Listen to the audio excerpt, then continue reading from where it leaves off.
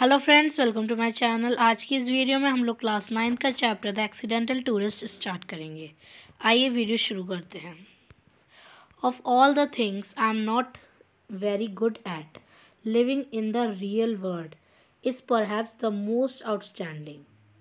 ये जो स्टोरी है फ्रेंड्स, एक ऐसे व्यक्ति के बारे में है जो कि हमेशा कंफ्यूज रहते हैं। इस चैप्टर में सारी उनकी जो उनके साथ घटनाएं हुई हैं उनका वर्णन किया गया है। चलिए स्टार्ट करते हैं हम। ऑथर वो कहते हैं, जिस चीज़ में मैं बिल्कुल भी सही नहीं हूँ वो क्या है? लिविंग, जीना। मैं मतलब ज़िंदगी अच्छे से नहीं मैं ज़िंदगी जीने में अच्छा नहीं हूँ। I am constantly filled with wonder at the number of things that other people do without any evident difficulty that are pretty much difficult, और आप much आगे लिखा हुआ है much beyond me। मैं वो सिंपल से सिंपल काम भी नहीं कर पाता हूँ जो दूसरे लोग बिना किसी डिफ़िकल्टी, बिना किसी परेशानी के कर लेते हैं। मतलब मैं जो लोग आराम से काम कर पाते हैं, सिंपल से सिंपल काम भी मैं बहुत मेरी डिफ़िकल्टी होती है, मुझे बहुत ज़्यादा परेशानी होती है किसी भी सिंपल काम को भी करने में। I can not tell you the number of times that I have gone looking for lavatory in a cinema, for instance, and ended up standing in an alley on the wrong side of a self-locking door। मैं नहीं बता सकता हूँ कि मैं ना जाने कितनी बार लेवेटरी टॉयलेट होता है, मैं उसके जो गेट लाइन लगी हुई होती है, मैं कितनी बार गलत लाइन में लग जाता हूँ और फिर ऐसे दरवाजे के सामने आ जाता हूँ जो खुलता ही नहीं है, यानी वो लेवेटरी के दरवाज़ा होता ही नहीं है। मतलब वो भूल भी जाते हैं। इससे क्या पता चल जाता है कि वो भूल भी जल्दी जाते हैं। My particular speciality now is returning to hotel desk और 2 or 3 times a day asking what my room number. मेरी एक स्पेशलिटी ये है कि मैं होटल में 2 या 3 बार तो दिन में ज़रूर ये पूछता हूँ कि मेरा रूम नंबर क्या है, यानी वो अपना रूम नंबर भी भूल जाते हैं। In short, easily confuse I am. In short, मैं आपको अपने आप बारे में जो इंट्रोड्यूस करूँ तो सिंपल वर्ड ये है, ईज़ली कन्फ्यूज। मैं बहुत जल्दी कन्फ्यूज़ हो जाता हूँ, मैं हमेशा उलझन में ही रहता हूँ। I was thinking about this the last time we went an family on a big trip. मैं आपको बताता हूँ कि लास्ट टाइम जब हम लोग फैमिली ट्रिप के लिए गए थे तो क्या हुआ था। It was at Easter. Easter एक फेस्टिवल है, हम लोग ईस्टर के लिए गए थे। And we were flying to England, और हम कहाँ जा रहे थे? इंग्लैंड। फॉर अ वीक, एक हफ्ते के लिए। When we arrived at Logan airport in Boston and we were checking in. जब हम, ये एयरपोर्ट का नाम है लॉजन एयरपोर्ट, बॉस्टन के लॉजन एयरपोर्ट पे हम लोग चेक इन कर रहे थे, तब आई सडनली रिमेंबर, तब मुझे अचानक से याद आया that I had recently joined British Airways frequent flyer programme. तब मैंने British Airways frequent flyer programme join किया था। ये उनके लिए होता है जो बहुत जल्दी ज़्यादातर फ्लाइट में ट्रैवल करते रहते हैं, उनके लिए।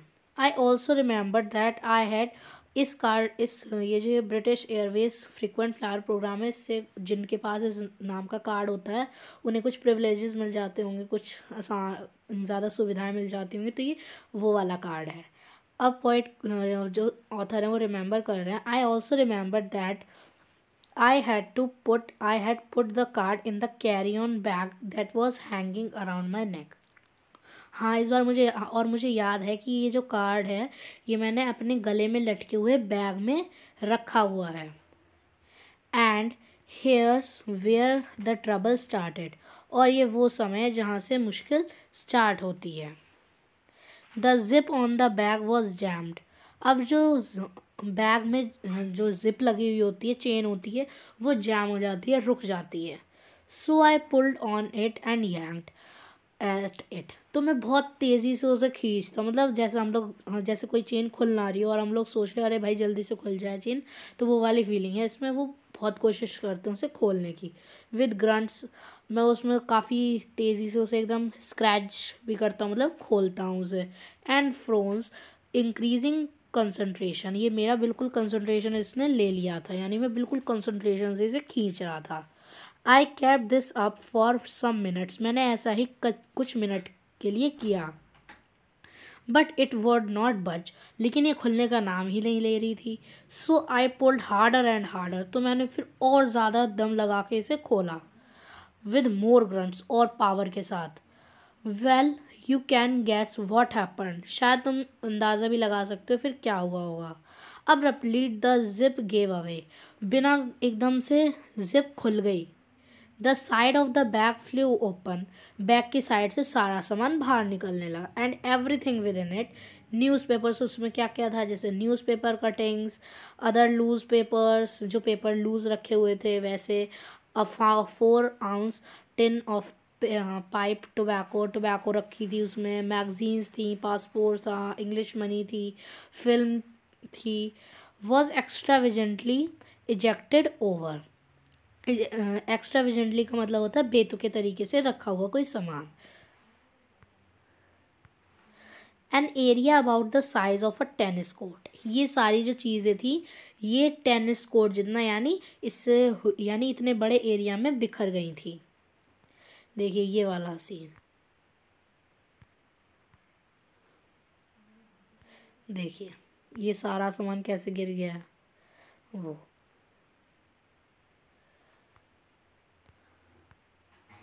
आई वॉच्ड डम स्ट्रक का मतलब होता है एकदम भौचक्के होकर देखना। As 100 carefully sorted documents came raining down in a fluttery cascade, cascade का मतलब होता है वर्षा होना। अब मैं एकदम शॉक हो गया था देखकर कि जो पेपर्स मैंने इतने अच्छे तरीके से रखे थे लाइन वाइज, वो सारे एकदम से बारिश की तरह नीचे गिरे जा रहे हैं। Coins bounce to a variety of noisy of oblivions, and the now lidless tin of tobacco rolled crazily across the concourse, disgorging its contents as it went. अब जो कॉइन्स थे वो कैसे टक टक टक टक करके नीचे गिर रहे थे, उसकी आवाज़, और जो टोबैको में लिड नहीं लगी थी, लिड भी निकल के बाहर चली गई थी, और फिर पूरी टोबैको भी गिर गई थी, यानी इनका सारा सामान गिर चुका था। माई tobacco, I cried, horror, thinking what I would have to pay for that much tobacco in England now. अब मैं सोच रहा था कि मेरी टोबैको तो बेकार हो गई है, अब मुझे इंग्लैंड में कितना पे करना पड़ेगा अपनी टोबैको खरीदने के लिए। Now that another budget had come and gone, and then changed my cry to my finger, my finger. अब एक परेशानी तो कम नहीं हुई, दूसरी आ गई। उसमें क्या हुआ, इनकी जो फिंगर थी वो अटक गई थी उस जिप में। As I discovered that I had gashed, gash मतलब फंसना, my finger on the zip and was shedding blood in a lavish manner. अब देखिए ये जो उनकी उंगली है ये इस चेन में फंस जाती है और काफ़ी सारा खून बहने लगता है।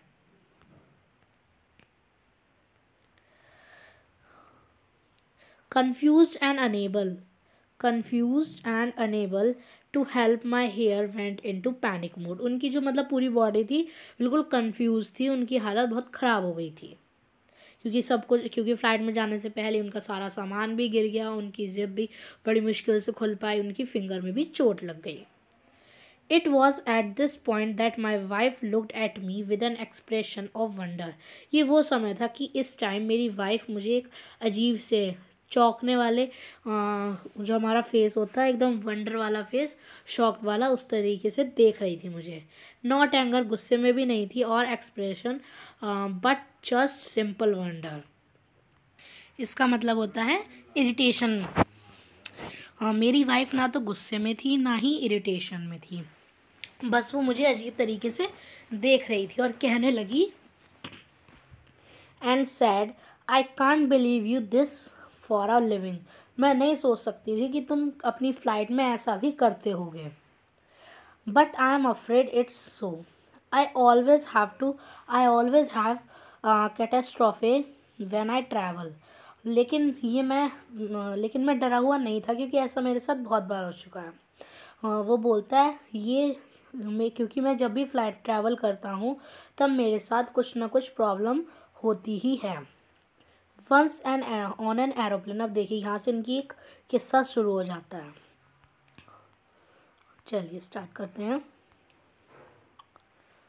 वंस ऑन एन एरोप्लेन, एक बार एरोप्लेन की बात है, जब मैं एरोप्लेन में था।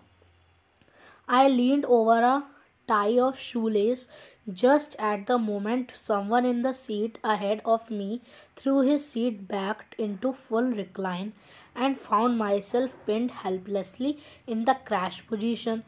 एक बार क्या हुआ, जब मैं सीट पे बैठा हुआ था तो मैं अपनी शू लेस बंद करने के लिए नीचे की तरफ झुका, तो जो मेरे आगे बैठा हुआ था उसने अपनी चेयर बिल्कुल नीचे कर ली और मेरा जो सर था वो फंस गया था। फिर बड़ी मुश्किल से मैंने अपने साथ में जो बैठा हुआ था इंसान, उससे कहकर बड़ी मुश्किल से अपने आप को फ्री करवाया।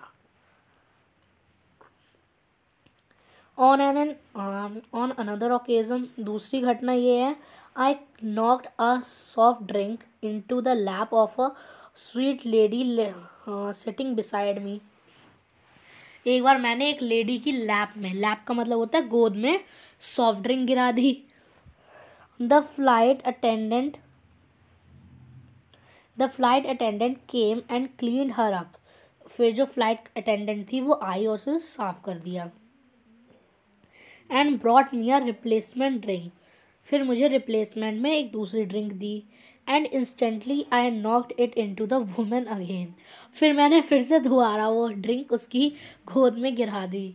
टू दिस, आज तक I don't know how I did it, मैं नहीं समझ पाया कि ऐसा मैंने कैसे कर दिया।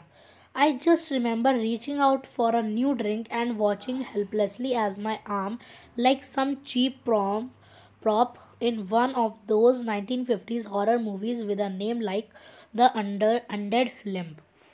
जैसे हॉरर मूवीज़ में हाथ का एकदम से कभी सर आ जाता है, प्रॉप का मतलब वही होता है जो हेल्प करे हमारे सीन को दिखाने के लिए। जैसे कि कोई हॉरर मूवी की बात है, जैसे सर लटका दिया, उस टाइप में जो मटेरियल होता है उसे प्रॉप कहा जाता है। तो मुझे आज तक ये समझ में नहीं आया कि मैंने वो सॉफ्ट ड्रिंक उसके कैसे गिरा दी। मुझे तो ऐसा लग रहा था बस मेरा हाथ ही वहाँ हिल रहा हो। वायलेंटली, मैं यहाँ पर, हाँ, violently swept the drink from its perch and on to her lap. और फिर वो लेडी, मुझे देखिए अब आगे बढ़ते हैं। मतलब यही है कि मैंने दोबारा उसकी गोद में वो गिरा दी। The lady looked at me with the stupefied expression you would expect to receive from someone whom you have repeatedly drenched, and uttered an oath that started with O, finished with the sake, and in between had some other words that I have never heard uttered in public before, certainly not by none। और फिर और अब तुम खुद ही सोचो कि अगर तुमने किसी को दोबारा ड्रिंक गिरा दिया, कुछ भी तुमने दोबारा उसे गीला कर दिया, तो कोई इंसान तुम्हें कैसे देखेगा, वो वाली फीलिंग होती है, बताइए उन्होंने। और फिर और उस लेडी ने मुझे कुछ ऐसे वर्ड भी बोल दिए थे जो मैंने आज तक कभी पब्लिक प्लेस में सोचा नहीं था कि कोई मुझे ऐसे बोलेगा। This however was not my worst experience, ये मेरा वर्स्ट एक्सपीरियंस, सबसे बुरा एक्सपीरियंस नहीं था। On a plane flight my worst experience was when I was writing important thoughts in a notebook. मेरा सबसे बुरा जो एक्सपीरियंस था वो ये था कि जब मैं इम्पॉर्टेंट नोट्स, वो इम्पॉर्टेंट थाट्स अपनी नोटबुक में लिख रहा था, by socks clutch drinks carefully. जब मैं जब मैं अपनी सोच में डूबा हुआ था, on the end of my pen, जब मैं अपना पेन रोक दिया, यानी जब मैंने अपनी राइटिंग रोक दी, तब क्या हुआ, as you do and fell on the end of my pen as you do and fell into a conversation. जब मैं रुक गया, तब जब मैं लिख रहा था तब उसके बीच में मेरा पेन क्यों रुका, क्योंकि मैं एक कन्वर्सेशन में एक औरत with an attractive young lady in the next seat, मैं एक बातचीत में उस लेडी से लग गया, एक औरत से बातचीत करने लगा। I amuse her for perhaps 20 minute. मैंने मतलब उससे 20 मिनट तक बात की होगी। With a scattering of urbane bon mots, then retired to the lavatory, where I discovered that the pen had leaked and that my mouth, chin, tongue, teeth, and gums were very striking scrubs, resistant, navy blue, and would remain so far for several days. और फिर जब मैं बातचीत करने के बाद लेवेटरी वही toilet में गया, तब मैंने देखा कि मेरे माउथ पे, मेरी चिन पे, मेरे टंग पे, मेरी टीथ पे और मेरे गम्स पे, जो टीथ वाले गम्स होते हैं वो वाले गम्स, उस पर ये blue blue pen, navy blue, इस type, navy blue I think यही कलर है, इस टाइप का मेरी पूरी बॉडी, इस इन पार्ट्स पे, ये mouth, chin, tongue and teeth पर, मेरी बॉडी पे, मतलब इन वाले पार्ट्स पे मेरा ब्लू ब्लू हो गया था सब कुछ। एंड वुड रिमेन, और ये जो ऐसा कलर, ये ऐसा कलर निकला जो काफ़ी दिनों तक मेरे ऊपर चढ़ा रहा। So will you understand, so you will understand I trust when I tell you how much I act to be suave. तुम नहीं सोच सकती कि मैंने उस टाइम कितना बुरा महसूस किया था। I would love just once in my life to rise from a dinner table without looking as if I have just experienced an extremely localized seismic event. ऐसा मैं पहले पढ़ लेती फिर आपको एक्सप्लेन कर दूँगी। Get in a car and close the door without leaving 14 inches of coat outside. Wear light colored trousers without discovering at the end of the day that I have at various times sat on chewing gum, ice creams, cup syrups, and motor oil, but it is not to be. अब जब मैं अगर कभी dinner table से उठता था तो मैं शांति से कभी भी उठ ही नहीं सकता था, कुछ ना कुछ हो ही जाता था मेरे साथ। और जैसे कि मैं जैसे बाहर निकलूँ तो कार में मेरा 14 इंचेस, मेरा मतलब कोट बाहर निकला है गाड़ी से। और अगर मैंने जैसे कभी लाइट कलर की पैंट पहनी हो, ट्राउजर्स पहना हो, तो मेरे पीछे क्या कहते हैं चिंगम कभी चिपक गई, कभी आइसक्रीम के दाग लग गए, कभी कफ सिरप्स ये या फिर मोटर ऑयल लग जाता था। यानी कि क्या, अगर मैं लाइट कपड़े पहनूं तो ये सारी चीज़ें मेरे लग जाती थी। अगर मैं कहीं लंच पे जाऊं, सॉरी डिनर पे जाऊं, तो मैं शांतिपूर्वक कभी वापस आ ही नहीं सकता था। कुछ ना कुछ ऐसा होता था कि जिससे भूचाल सा आ जाए। Now on planes, when the food is delivered, my wife says, जब प्लेन में बैठे थे हम लोग और जब फूड हमारे पास आया, तब मेरी वाइफ ने कहा, take the lids of the food for daddy और put your hoods up children. Daddy के खाने से प्लेट हटा लो और अपने सर पर कुछ रख लो, ताकि क्योंकि डैडी अब कुछ खाने जा रहे हैं, क्या पता कुछ खाते टाइम तुम्हारे सर पे ही गिर जाए, क्योंकि कुछ ना कुछ उनके साथ होता ही रहता है। This is only when I am flying with my family. ये ऐसा केवल तभी होता था जब मैं अपनी फैमिली के साथ होता था। When I am on my own, जब मैं अकेला होता था, आई डोंट ईट, ड्रिंक और lean over to tie my shoe laces and never put a pen anywhere near my mouth. जब मैं अकेला होता था तब मैं ना तो कुछ खाता था, ना ही पीता था, और ना ही अपनी शू लेसेस बांधता था, और ना ही पेन अपने मुंह के आसपास रखता था। I just sit very very quietly, मैं बस बिल्कुल चुप बैठा रहता था। Sometimes on my hands to keep them from flying out unexpectedly and causing liquid mischief. It's not fun, but it does at least cut down the laundry well. कभी कभी तो मैं अपने हाथ भी कभी कभी मैं अपने हाथों पे भी बैठ जाता था, यानी अपने हाथ नीचे कर लेता था, कि दबा लेता था अपने हाथ, कि कहीं मेरे हाथों से कुछ ना कुछ हो ना जाए। इससे कुछ होगा तो नहीं, लेकिन लॉन्ड्री बिल तो कम हो ही जाएगा, क्योंकि कफ मेरे गंदे नहीं होंगे। I never did get my frequent flyer miles. मुझे कभी भी अपना फ्रिक्वेंट फ्लायर माइल्स का कार्ड टाइम पे नहीं मिला। By the way, I couldn't find the card in time. क्यों नहीं मिला? क्योंकि वो कभी मुझे टाइम पे नहीं मिलता था। This has become a real frustration for me. ये मेरे लिए सच्ची चिंता बन गई थी। Everyone is forever flying off to Bali first class with their air miles. जो भी लोग बाली जाते थे वो फर्स्ट क्लास में जाते थे और एयर माइल्स यानी अपना वही कार्ड यूज़ करते थे। I never get to collect anything, लेकिन मैं ऐसा कभी इकट्ठा नहीं कर पाया। I must fly 1 lakh miles a year, yet I have accumulated only about 212 air miles divided between 23 airlines। मुझे कितनी चाहिए होती थी? 1 माइल। मुझे लगता था कि मैंने 1 माइल तो कर ही ली होंगी एक साल में, लेकिन मेरी केवल माइल्स कितनी काउंटेड थी? केवल 212, जो कि कितने में डिवाइडेड थी? 23 एयरलाइंस के बीच में डिवाइडेड थी। This is because either I forgot to ask for the air miles when I check in. ये ऐसा क्यों होता था? या तो कभी मैं भूल जाता था एयरलाइंस को बताना कि मेरी इतनी माइल्स आप काउंट करिए, और I remember to ask for them but the airline then manages not to record them. या फिर कभी मैं याद रखता था लेकिन एयरलाइन वाले भूल जाते थे। और the check in clerk informs me that I am not entitled to them. या फिर कभी कभी क्लर्क मुझे चेक इन क्लर्क मुझे बता देता था कि अभी तक मेरी इतनी फ्लाइज कंप्लीट नहीं हुई हैं, मैं इनके लिए एंटाइटल्ड नहीं हूँ, कैपेबल नहीं हूँ फर्स्ट क्लास में इस कार्ड का यूज़ करके। इन जनवरी on a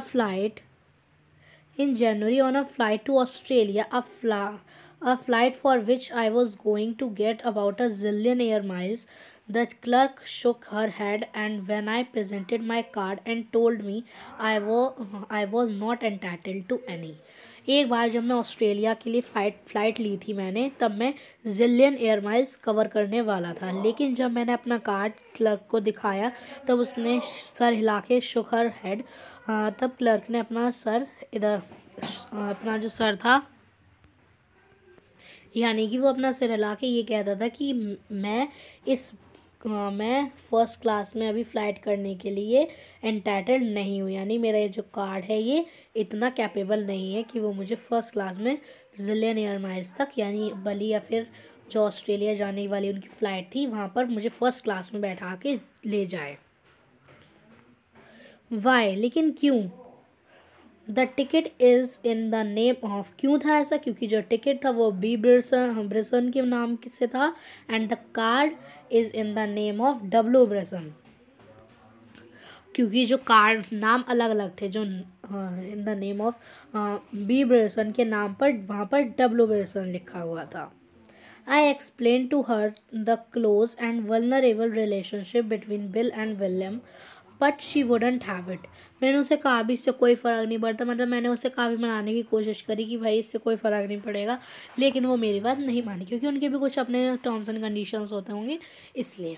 so I didn't get my air miles, तो इसलिए मैं अपनी एयर माइल्स नहीं ले पाया। And I wouldn't be flying to Bali first class ये जस्ट येट। अभी तक मैं बाली फर्स्ट क्लास में नहीं जा पाया, फर्स्ट क्लास से नहीं जा पाया। Perhaps just as well really I could never go that long without eating।